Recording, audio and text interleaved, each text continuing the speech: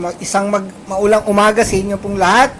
Again, ito po ang Tops Soft Serve Ice Cream. Error number 3 pa rin po tayo. Part 6 na tayo.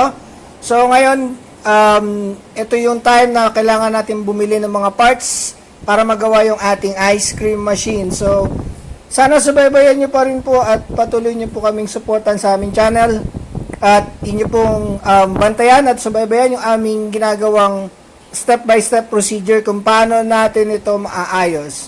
So, sana tulungan nyo po kami and maraming salamat po. At this time, ito na yung ating tinanggal na bearing na papalitan. So, yan po yung code na sa taas. So, yan ang ating hahanapin. Special bearing daw po yan. So, hindi siya basta-basta mahanap. Okay, so mukha siyang bago pero pag pinaikot mo, ayan, nag-i-stuck siya, hindi siya nag-play. So dapat medyo andar pa yan.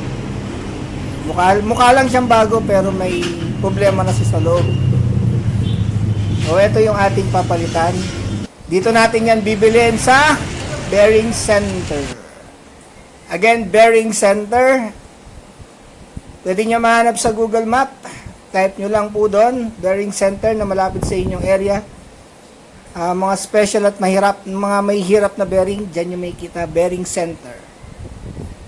So, ang kagandahan dito sa bearing center, talagang check nila yan maigi. Okay, so ito.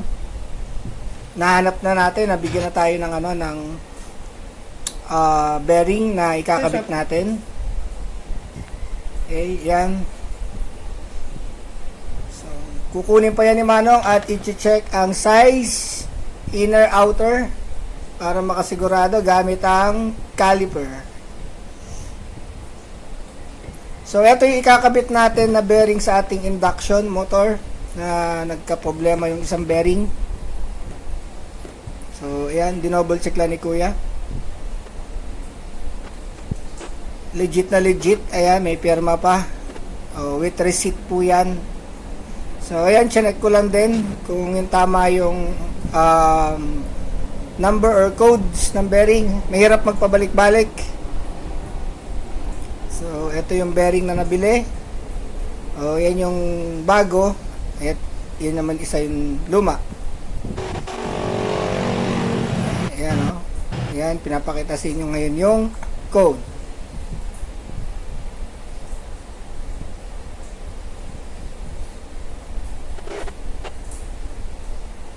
I'm sure maganda yung quality ng nila ng kanilang bearing.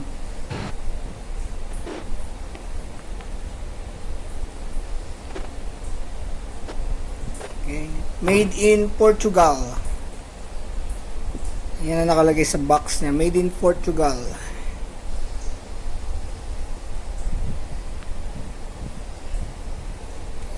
Sine-check. Check maigi lagi pagka bumili kayo ng mga parts, ha. Tama yung size. So, next po, ang bibili natin ay ito. Yan naman ay papalitan din natin sa ating induction motor. Orderin na lang natin to. Medyo malayo-layo kasi ang bilihan. Quezon City pa. So, may supplier naman tayo nakita. So, doon na lang natin orderin yan. Yan. So, yan ang papalitan para gumana yung ating induction motor. So, ito naman, samahan nyo ako, maghanap tayo ng pwedeng magbaklas. Kailangan baklasin muna yung yung bakal na yung nakatayo. Yan. Yan yung ating worm gear. So, tingnan natin kung paano ang gagawin natin para maayos yan. So, wala, totally, kailangan isang machinist o yung may mga machine talaga kailangan mag-open yan. Ayan, kailangan nating tanggalin yung nakatayo na yan na tubo. Tatanggalin yan, separate dapat yan. Ayan. Check natin sa tayo pupunta. Recto, Isitan, hanap tayo ron. So, ito yung model natin. Ating machine. So hanggang dito lang muna. Sana supportahan niyo po kami. Please click the notification bell para lagi kayong updated sa gagawin nating video. Okay, para masubaybayan nyo kami hanggang matapos. Okay, and also, huwag niyo pong kalimutan mag-like and share. Isang like and share at saka yung click sa notification bell, comments, and subscribe. Malaking tulong yan para lumaki yung aming channel. Okay, maraming salamat po sa inyo po lahat. Okay, and God bless po. Thank you po.